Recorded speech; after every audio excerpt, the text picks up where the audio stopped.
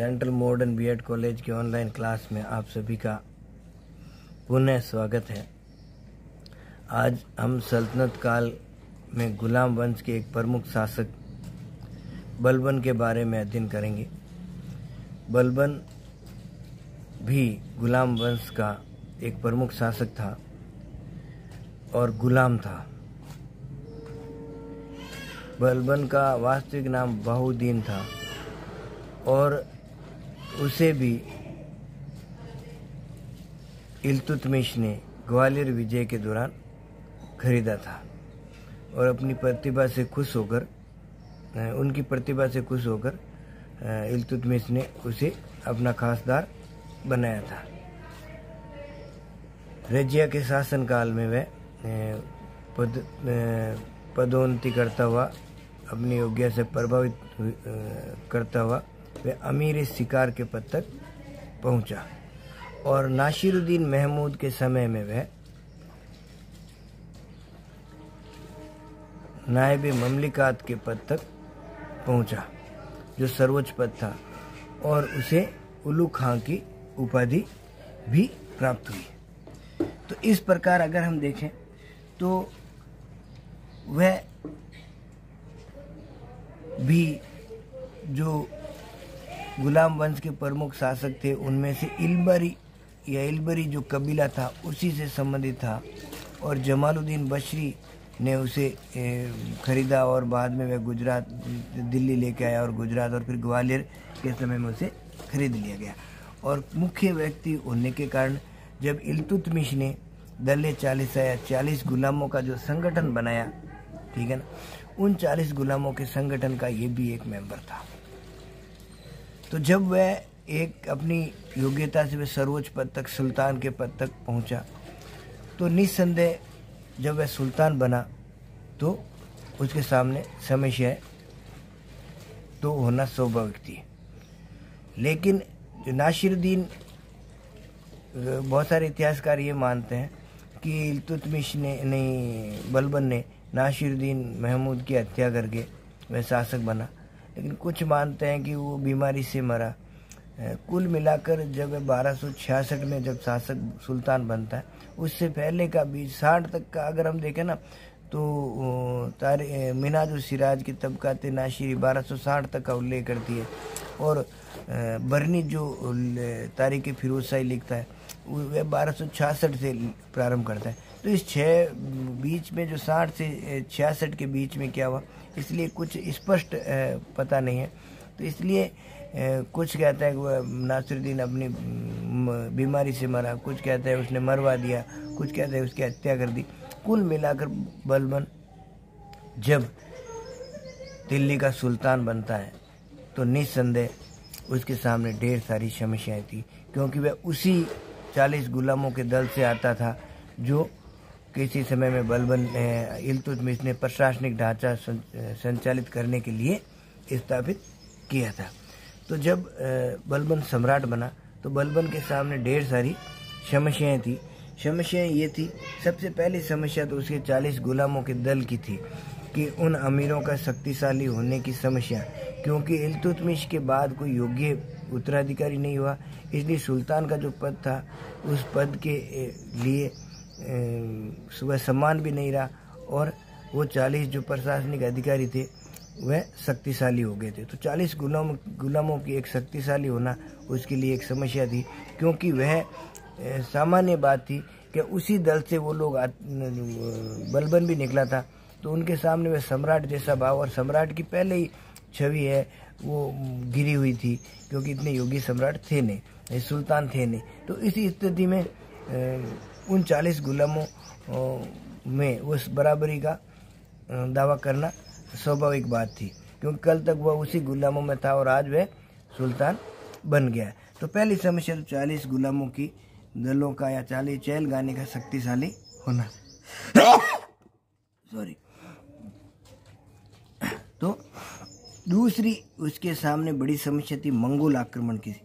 उस समय तक मंगोल आक्रमण, भारत पर लगातार मंगोल आक्रमण प्रारंभ हो गए थे, तो एक मंगोल आक्रमणों की समस्या थी।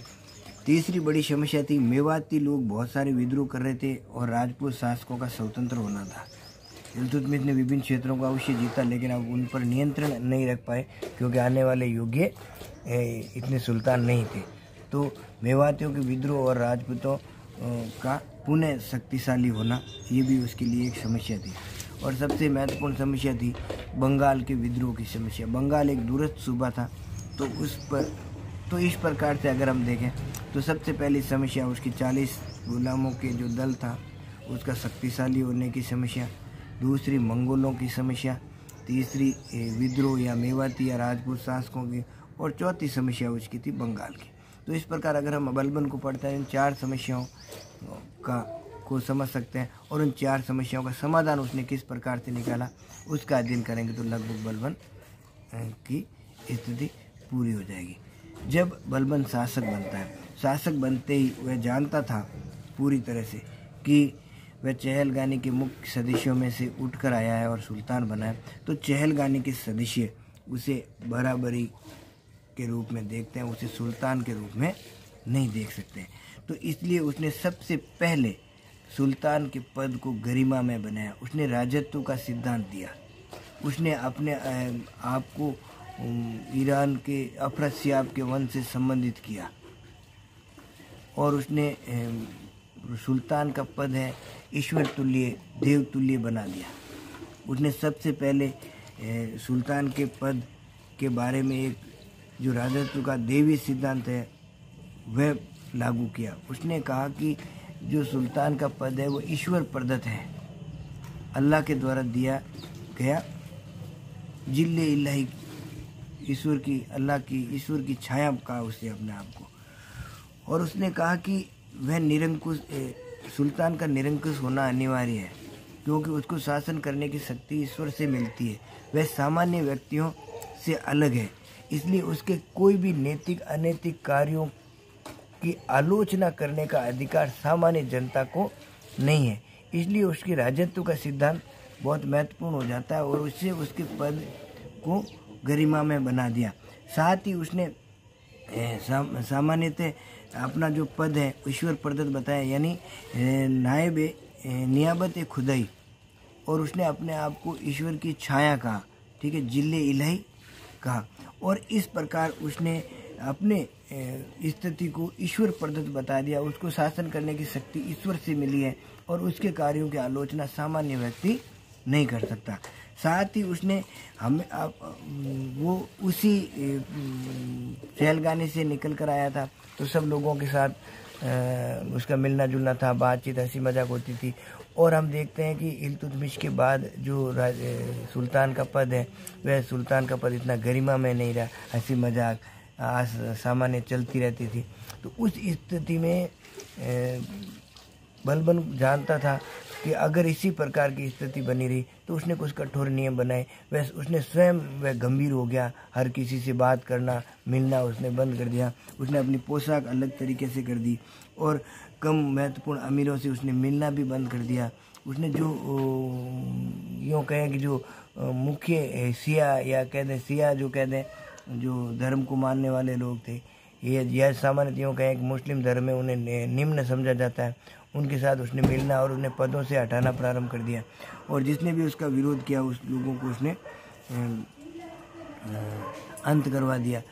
साथ ही एक व्यापारी था जो बलबन से मिलना चाहता था, उसके लिए उसने कहा कि मैं मेरी सारी धनी व्यापारी दिल्ली का, उसने कहा कि मैं सारी संपत्ति राजकोष में दे सकता हूँ, बस एक बार मुझे बलबन से दर्शन हो जाए, उससे मिला दिया जाए। तो उन्होंने जब सरदार ने बात रखी तो उसने इसलिए मिलने से इनकार कर दिया क्योंकि वह निम्न कुल से था। तो इस प्रकार से अगर देखें तो दरबार को उसने एक गरिमा में बना दिया, अपने पद को गंभीर बन गया वह स्वयं, और सामान्य व्यक्तियों से मिलना जुलना और दैनिक जो कार्य थे उस कार्यों के लिए उसने अपने आप को अलग कर लिया। गंभीरों को उसने, अमीरों को उसने अनुशासित कर दिया कि किसी प्रकार के दरबार में हंसी मजाक, शराब पीना या जो अनुशासन नियम था उस नियम के अनुसार आपको रहना है। साथ ही उसने अभिवादन के नए तरीके जारी किए जो महत्वपूर्ण है, सिजदा और पाबोस, जिसमें पैरों को चूमना और इस प्रकार से झुककर उसको प्रणाम करना, लेटकर प्रणाम करना। तो सिजदा और पाबोस जैसे नए नियम उसने जारी किए। उसने अपने दरबार को भव्य बनाया ईरान की तरह। तो इस प्रकार से उसने अपनी स्थिति को इस प्रकार से बना दिया कि उसका पद बहुत महत्वपूर्ण हो गया। अब उस व्यक्ति से कोई मिल नहीं सकता, उससे कोई बात नहीं कर सकता, जिससे क्या हो गया कि वह उसका पद है वो सर्वोच्च हो गया। अब उसके कार्यों की आलोचना करना किसी के बस की बात नहीं रही, और जिसने भी उसका विरोध किया उसने उसका अंत कर दिया। ठीक है, तो इस प्रकार से अगर देखें तो बलबन ने सबसे पहले अपने जो चहलगानी के लोग थे, सदस्य थे, उनके विरोध से बचने के लिए अपने पद को गरिमा में बनाया, राजत्व का सिद्धांत लागू किया, और एक के बाद एक उसने अपनी स्थिति को मजबूत बनाया और चहलगानी को उसने समाप्त कर दिया। चहलगानी इल्तुतमिश ने स्थापित की, चहलगानी का अंत बलबन ने किया। तो इस प्रकार से वह सामान्य व्यक्तियों से मिलना बंद कर दिया, और उसने बर्नी से कहलवाया ग्रंथ में कि वह निम्न कुल के व्यक्तियों को जब देखता है तो उसकी आंखें जलने लगती है और उसका हाथ तलवार की मूठ पर चला जाता है। तो सामान्य बात थी कि इससे वह ये बस साबित करना चाहता था कि वह सामान्य व्यक्तियों से अलग है, उसको ईश्वर शक्ति प्राप्त है। तो इससे स्थिति धीरे धीरे अमीर भी उससे सहम गए, डर गए। 40 गुलामों के जो दल था, उस दल में भी जो उसकी बराबरी का दावा करने वाले लोग थे, वो स्थिति उससे डर गए। यहाँ तक कि जब मलिक जो निजाम उल मुल्क जो उसका वजीर था, जब उसे पता चला कि वह ताजिक है, यानी थोड़ा निम्न कुल से आता है, तो उसके व्यवहार में भी उसके परिवर्तन आ गया। और मलिक बकबक को जनसाधारण के रूप में इसलिए पीटा गया क्योंकि जो बदायूं का गवर्नर था, क्योंकि उसने कुछ गलती की, तो उसका उसने सबके सामने उसको पीटा ताकि उसने बतवाया कि वह बहुत कठोर है। ठीक है, और साथ ही उसने बंगाल अभियान के दौरान जो अमीन खां असफल रहा, तो उसने अमीन खां को, मलिक तर्गी को मृत्युदंड दिया, यानी वह कठोर हो गया। और एक के बाद एक उसने जो उसका विरोध करने वाले थे, उसमें प्रतिद्वंदी था शेर खान, सुनकर उसको जहर दे के मरवा दिया। उसने सुनामा है, समुना है, भटिंडा है, यहाँ के गवर्नरों को भी एक के बाद एक पद से हटा दिया, और उसके स्थान पर उसने उन लोगों को नियुक्त किया जो बलबन के प्रति वफादार थे। तो इस प्रकार पहली समस्या का अंत उसने किया, अपने पद को गरिमा बनाकर, राजत्व का सिद्धांत लागू कर, और लोहे और रक्त की नीति का अनुसरण करके। दूसरा था मंगोल समस्याओं। बलबन के समय में मंगोल की समस्या पहले से ही उभर के आ गई थी, लेकिन उस समय कुछ ज़्यादा समस्या प्रारंभ हो गई थी। तो ऐसी स्थिति में सबसे पहले बलबन ने कूटनीति का सहारा लिया और मंगोल शासकों के दरबार में अपने दूत भेजे, और इससे उनके साथ मित्रतापूर्ण संबंध स्थापित हुए। दूसरा, उसने उत्तर पश्चिमी सीमांत क्षेत्र पर अपने शक्ति को, सुरक्षा को मजबूत किया। उसके लिए उसने 2 सुरक्षा पंक्तियां तैयार की। प्रथम सुरक्षा पंक्ति में लाहौर है, मुल्तान है और बठिंडा है, वहाँ पर किले बनवाए और वहाँ पर स्थायी रूप से सेना रखना प्रारंभ किया। दूसरी पंक्ति में उसने सामान्यतः लाहौर है, मुल्तान है और दीपालपुर है, पहली सुरक्षा पंक्ति थी। दूसरी है सुनाम है, समाना है, भटिंडा है, यहाँ बनाया।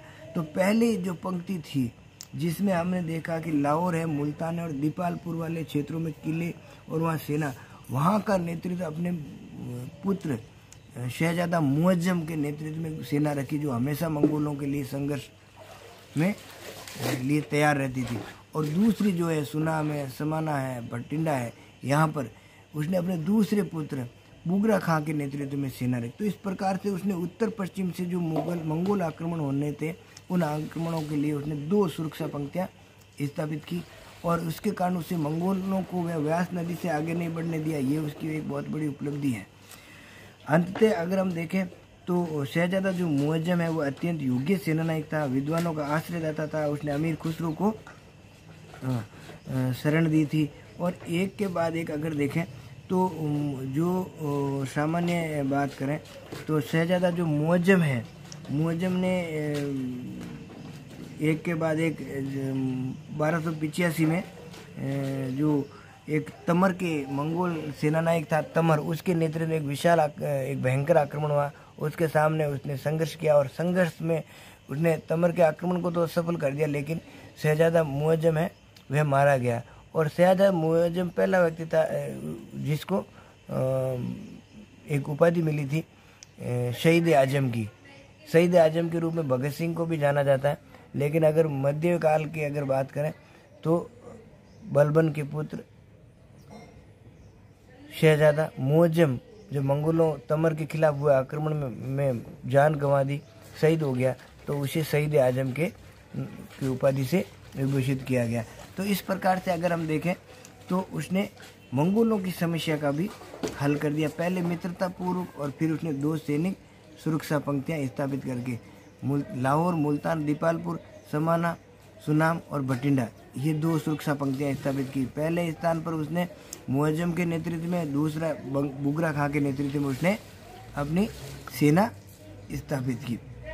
तो इस प्रकार उसने मंगोलों की उभरती समस्या को भी नियंत्रित किया और व्यास नदी से उसने उसे आगे नहीं बढ़ने दिया। फिर ये मेवातियों का और राजपूतों के खिलाफ उसका संघर्ष। इल्तुतमिश के बाद जो अयोग्य सुल्तान हुए, इस कारण मेवात वाले क्षेत्र में, दिल्ली के आसपास के क्षेत्र में मेवातियों ने विद्रोह करना प्रारंभ कर दिया। इसके लिए बलबन ने उनके खिलाफ कठोर नीति अपनाई। उन्होंने गांव के गांव जलाकर राख कर दिए, लोगों को मौत के घाट उतार दिया। इसी मेवातियों के विद्रोह का दमन करने के लिए ही उसे लोहा और रक्त की नीति के रूप में जाना जाता है। उसने 4 किले बनवाए, कामपिली, जलाली, भोजपुर और पटियाली में, ताकि वह इन मेवातियों के विद्रोह का दमन कर सके। उसने कटहर के में मेवातियों के एक गांव को, पूरा समूचे गांव को जला दिया और वहां सारे लोगों को उसने मौत के घाट उतरा दिया। इसलिए भय स्थापित हो गया और उसने मेवातियों और राजपूतों ने जो उसके खिलाफ जो संघर्ष कर रहे थे, उन्होंने संघर्ष करना बंद कर दिया या उसके बाद शांति स्थापित होगी। उसने जंगलों को साफ करवा दिया। चौथी महत्वपूर्ण जो उसकी विजय या समस्या थी वह थी बंगाल की समस्या। बंगाल की अगर हम समस्या की बात करें, बंगाल दिल्ली से एक दूरस्थ सूबा था, अतः वहाँ की समस्या अक्सर वहाँ विद्रोह होते रहे हैं या समस्या रही है, क्योंकि वहाँ के उस पर नियंत्रण रखना बड़ा मुश्किल था, क्योंकि दिल्ली से बंगाल पूरी सूबा था। तो बलबन के समय में वहाँ का शासक था तुगरिल, और तुगरिल ने 1279 से 81 के टाइम में उसने विद्रोह कर दिया। जब बलबन को इसकी जानकारी मिली तो बलबन ने पहले अमीन खान को तुगरिल के खिलाफ, जो तुगरिल मुगीशुद्दीन के नाम से वहाँ का स्वतंत्र शासक बन गया, तो उसने सबसे पहले अपने सेनापति अमीन खान को भेजा। अमीन खान तुगरिल के खिलाफ विद्रोह में सफल नहीं हो पाया, तो जब वापस आया उसने असफलता से, तो बलबन उससे बड़ा नाराज हुआ। उसने अयोध्या के फाटक पर उसे फांसी पर लटका दिया। उसके बाद उसने दूसरी बार इसको भेजा, मलिक तर्गी को भेजा। मलिक तर्गी भी तुगरिल के खिलाफ सफल नहीं हुआ, असफल रहा, तो उसे भी मृत्युदंड दे दिया। इसके बाद बलबन गुस्से में आग बुबला हो गया और अपने पुत्र बुगरा खां को लेकर बलबन अपने पुत्र बुगरा खां को लेकर बंगाल की ओर रवाना हुआ। जब वह बंगाल की ओर पहुंचा तो तुगरिल को जब पता चला कि बलबन स्वयं एक विशाल सेना के साथ आ गया, तो तुगरिल वहां से भाग गया बंगाल छोड़कर। उसका पीछा किया गया और उसे जंगलों में पकड़ लिया गया और उसको मौत के घाट उतार दिया गया। इस प्रकार तुगरिल का अंत हो गया। और इसके साथ ही बलबन ने बंगाल में जो तुगरिल का साथ देने वाले लोग थे, उन लोगों का अंत किया। उसके बारे में कहा जाता है कि उसने लगभग 3 किलोमीटर लंबी बलियां लगाई और वहाँ पर उन पर जो तुगरिल का समर्थन करने वाले लोग थे, उन सबको उस बलियों पर फांसी पर लटका दिया गया। और लगभग 6 किलोमीटर 3 किलोमीटर लंबी दोनों तरफ सड़क के, इस तरफ और इस तरफ, बहुत सारे लोगों को उसने फांसी पर लटका दिया। और उसने बुगरा खां को चेताया उस समय, कहा कि अगर तुमने भी विद्रोह किया तो तेरा भी साथ भी ऐसा ही हर्ष होगा। तो इसलिए कहा जाता है कि बुगरा खां का उसके बाद में सुल्तान बनने का ख्वाब ही हमेशा के लिए समाप्त हो गया। तो इस प्रकार अगर देखें, तुगरिल बलबन का दास था और तुगरिल का विद्रोह इसलिए महत्वपूर्ण है क्योंकि भारत के इतिहास में ये एक पहला विद्रोह था जो किसी स्वामी के खिलाफ उसके दास द्वारा किया गया विद्रोह था। और बंगाल अभियान इसलिए भी महत्वपूर्ण है क्योंकि बंगाल अभियान में बलबन पहली बार अपने राज्य से बाहर बंगाल अभियान पर गया था विद्रोह का दमन कर। बाकी उसकी सेना या सेनापतियों ने, सैनिकों ने दमन कर दिया गया। बंगाल के अभियान के समय में, एकमात्र अभियान के समय में बलबन स्वयं अपनी राजधानी से बाहर गया था। बलबन ने एक योग्य सेना का गठन, एक शक्तिशाली सेना का गठन किया और उसने एक नया सैन्य विभाग दीवाने आरिज स्थापित किया। तो इस प्रकार अगर देखें तो बलबन ने बंगाल पर भी नियंत्रण स्थापित कर दिया। उसने सामान्य बात कहें तो उसने सेना का एक पुनर्गठन किया, एक नया विभाग बनाया, दीवान आरिज योग्य और विश्वास पात्र सैनिकों को लगाया। उसने जो महत्वपूर्ण जो सेनापति था इमादुल मुल्क को उसने अपना वजीर नियुक्त किया।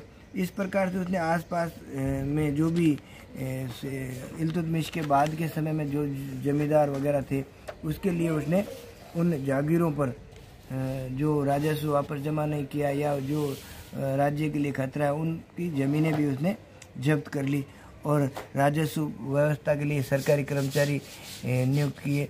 साथ ही उसने गुप्तचर व्यवस्था को भी मजबूत किया और उसने स्वयं, वह बहुत बड़ा क्रूर था इसलिए वह स्वयं कहता था कि मैं क्रूर से क्रूर व्यक्ति का दमन कर सकता हूँ।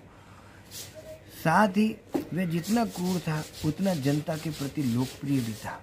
जनता उसको बहुत लोकप्रिय रूप में, क्योंकि उसके शासनकाल में विद्रोह है, अत्याचार है, वह समाप्त हो गए। लोग उससे इतने भयभीत हो गए कि सामान्यतः अत्याचार करना भूल गए और इससे उसकी जनता में, उसकी लोकप्रियता में अधिक वृद्धि हुई।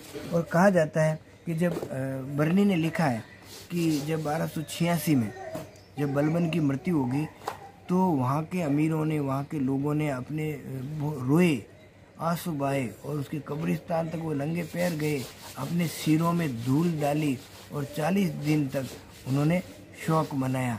तो इस प्रकार से वह क्रूर होते हुए भी जनता में बहुत लोकप्रिय रहा और इस प्रकार से उसके बाद हम देखते हैं कि कई शासक बनते हैं, अयोग्य शासक रहे हैं क्योंकि वो उनके पुत्रों में कठोर नियंत्रण में रहे। तो नियंत्रण में रहे तो जैसे ही बलबन की मृत्यु हो गई तो वो भोग विलासी बन गए और उसके बाद में अंततः हम देखते हैं कि अंतिम जो शासक था क्यूमर्स था और जिसकी जलालुद्दीन खिलजी ने हत्या करके नए वंश की स्थापना की, खिलजी वंश की। यानी हम समझ सकते हैं 1286 में बलबन की मृत्यु होती है और आगे 4 साल में जाकर गुलाम वंश का अंत हो जाता है। तो इसमें जो गुलाम वंश के जो प्रमुख शासक रहे उसमें कुतुबुद्दीन ऐबक है, इल्तुतमिश है और बलबन है, ये प्रमुख शासक रहे हैं, जिसमें हमने कुतुबुद्दीन ऐबक और इल्तुतमिश को पहले किया है और ये बलबन है। तो बलबन का राजत्व का सिद्धांत महत्वपूर्ण है या उसकी समस्याएं या उसका समाधान, समस्याएं कौन सी थी उनका समाधान उसने किस प्रकार से किया, तो ये बात है बलबन के लिए रही है। छोटे क्वेश्चन में अगर देखा तो ये उसका ये सामान्यतः सैल्यूटेशन के यानी जो अभिवादन के तरीके हैं वो पूछे जाते हैं। जो उसने एक महत्वपूर्ण कंपटीशन के रूप में जो सवाल पूछा जाता है कि दीवाने आरिज नामक एक नया सैन्य विभाग किसने स्थापित किया, तो वो बलबन का नाम आता है। तो उसने दीवाने आरिज और उस पर वजीर जो नियुक्त किया वह था इमादुल मुल्क को। चलिए।